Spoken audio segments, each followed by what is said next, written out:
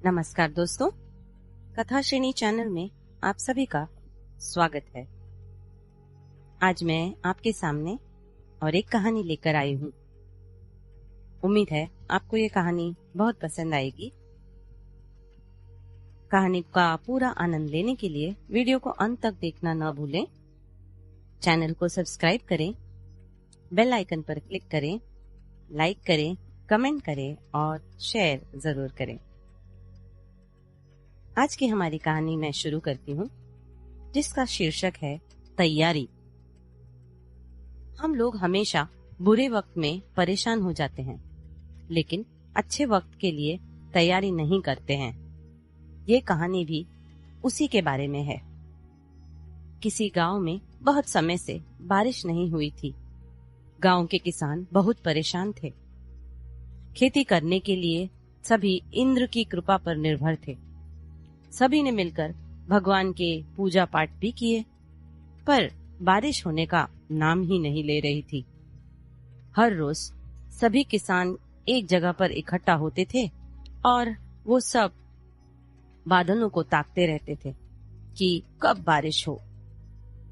एक दिन सभी बारिश के इंतजार में बैठे हुए थे कि तभी उनमें से किसी ने कहा, अरे राघव कहाँ रह गया? 4-5 दिन से वो आ ही नहीं रहा है। तभी किसी ने कहा, कहीं वो मेहनत करने के लिए शहर तो नहीं चला गया? सभी ने उसकी बात हंसी में टाल दी। लेकिन अगले 3 दिन भी राघव दिखाई नहीं दिया, तो सभी उसके घर पहुंचे।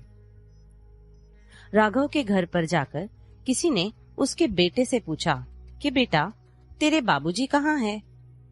बेटे ने कहा, पापा खेत में काम करने के लिए गए हैं। क्या? खेत में काम करने के लिए? सभी को बड़ा आश्चर्य हुआ कि राघव खेत में कैसे काम कर सकता है। किसी ने तो ये भी कहा कि लगता है गर्मी में राघव पगला गया है। सबको ये जानने में दिलचस्पी थी कि आखिर राघव खेत में कर क्या रहा है। वो सभी देखने के लिए चल पड़े। उन सभी ने देखा कि राघव खेत में गड्ढा खोद रहा है। किसी ने राघव से पूछा, तुम ये क्या कर रहे हो? राघव ने कहा, अरे कुछ नहीं, मैं तो बारिश होने की तैयारी कर रहा हूँ। सभी उस वक्त राघव पर हंस रहे थे। तुम्हें क्या लगता है, तुम्हारे गड्ढा खोदने से बारिश आ जाएगी? राघव ने कहा, मैं तो बस कोशिश कर रहा हूँ कि जब बारिश हो तो मैं हर तरफ से का बहाव इस जलाशय की ओर कर इसमें ढेर सारा पानी इकट्ठा कर सकूं और अगली बार बिना बारिश के कुछ दिन काम चल जाए। सभी ने कहा, अरे इस बार बारिश का कोई ठिकाना नहीं है और तू अगली बार की बात कर रहा है। चल हमारे साथ वापस चल। किंतु राघव ने किसी की एक नहीं सुनी और वो कुछ दिनों तक जलाशय तैयार करता रहा। आखिर में उसने जलाशय तैयार कर ही लिया। राघव ने जलाशय तो तैयार कर दिया, लेकिन कई दिनों से बारिश नहीं हुई। एक दिन अचानक ही रात को बारिश होने लगी। गांव के सभी लोग और किसान बहुत खुश हुए। सभी सोचने लगे कि अब अच्छे दिन आने वाले हैं।